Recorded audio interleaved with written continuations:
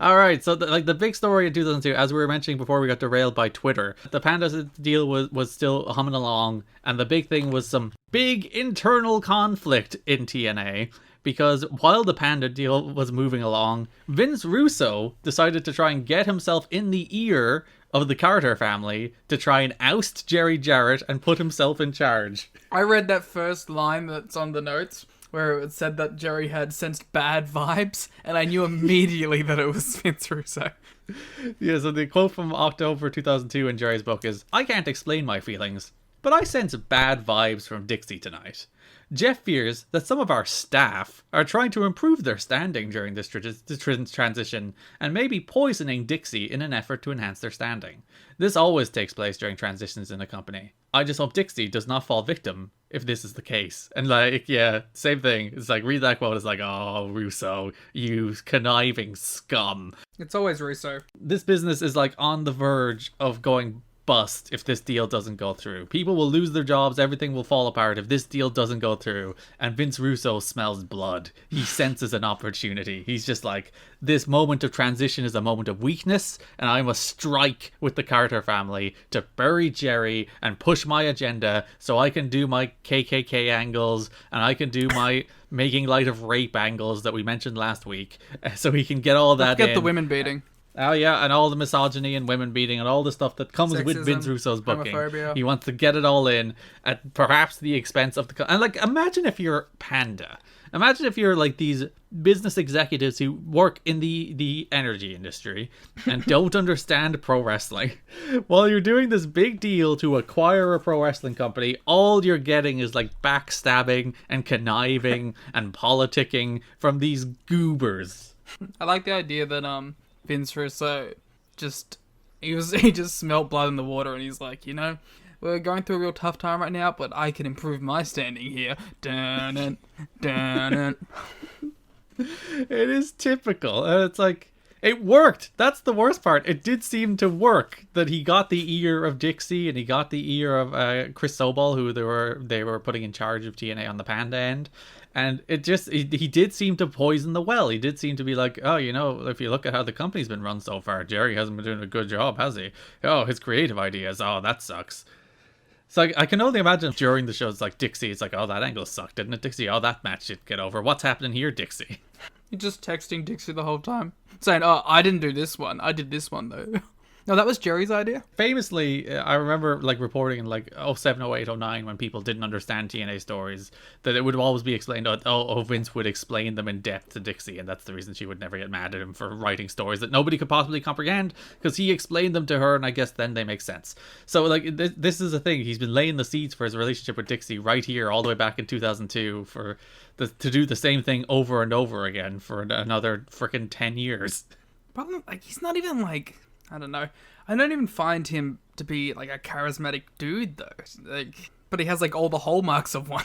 Yeah, he's like that sleazebag charisma guy who's like even he still has disciples to this day. So you can't say he doesn't have any charisma. I can. Well, you can. I can 100% say that. And did. I get Cornette, right? Like Cornette clearly has like the gift of the gab. You know what I mean? But it's like, I just don't understand. He seems to get in people's ear, and they seem to stick with him long past the point which they ever should. He must be, like, good at intersplicing business stuff as well. That's the only way I can think of it, is, like, he has, like, a decent business knowledge as well as, like, just a confidence in his writing. I think he's just good at sabotaging other people. Just a professional backstabber. Yeah, I don't even think he's probably good at, like, hyping himself up as he is good at tearing other people down. That's what you want, though, isn't it? Yes, so like he's good here at not being like, my creative vision is the only creative vision. He's good here at being like, oh, this Jerry guy, doesn't he suck? Now let me tell you about this wonderful Brian Lawler story I have planned. Because like Dave Meltzer makes a very good point at one stage in the Wrestling Observer this month, where he talks about how if you're Panda and you're simply looking at Vince Russo's like press clippings and Vince Russo's whatever the equivalent of Wikipedia pages at the time, you see a guy who wrote for the WWF during its biggest period. You see a guy who wrote for WCW. You see a guy who's like, oh, this guy was a creative force in the two biggest wrestling companies that existed in the last 20 years.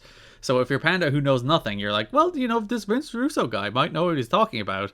And if you're a wrestling fan, you're like, no, he doesn't. Just get one guy in there going, no.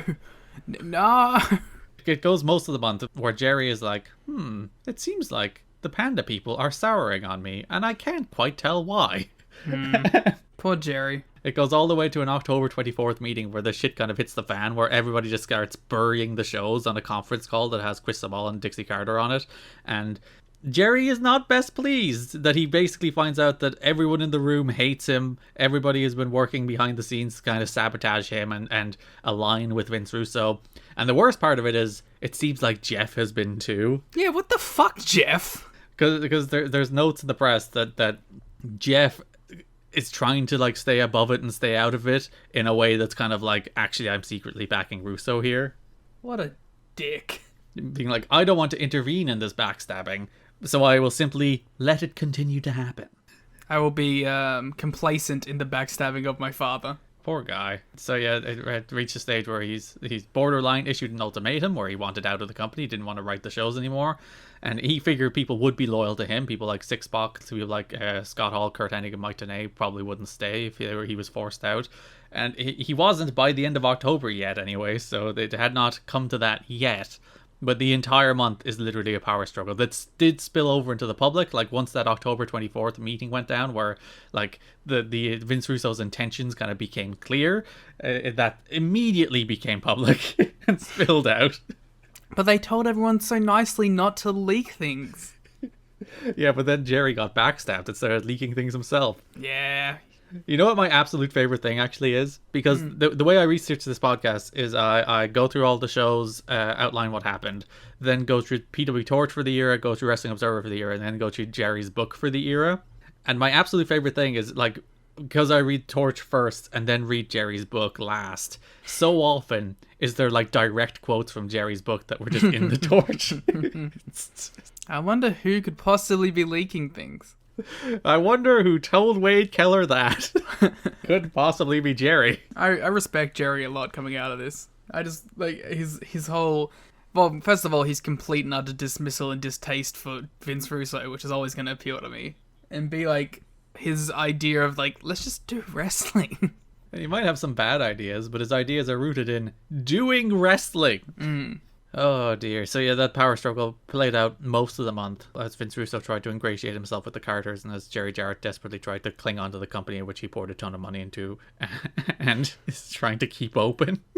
No good deed goes unpunished. It doesn't, especially when your son sides with the goober who has terrible creative ideas. Damn it, Jeff, what the fuck? Yeah, really? Like really? Like Jeff is like, I want to start a wrestling company, Dad, and his dad is like, all right, I'll put help. my money in. Yeah, and then Jeff goes and does this to him. Can't trust your kids, obviously. No, you really can't. And that's what happens when you become business partners with people you like are family members with, because realistically those relationships are not relationships you choose, but relationships that are foisted upon us by the freaking DNA. So The DNA of TNA. Hey, that's not for another 4 years. I wonder if this led to like any sort of a strenuous relationship between the Jarretts at the time. Oh, it did. They famously fell out after like the foundation. Yeah, they didn't talk for years and years and years after all this eventually like washed itself out. I wish they still didn't. I wish they just never got over it. I'm pretty sure they did reconnect, and they are at the very least on talking terms. But yeah, coming out of all of this, like Jerry pretty understandably felt pretty betrayed by his son. I would too. Not for like backstabbing me and kicking me out of the company, but for siding with Vince Russo on anything ever. Yeah, it would be one thing if you sided with somebody who was at least good, but like you chose Vince Russo over me. Ugh, it's worse than death.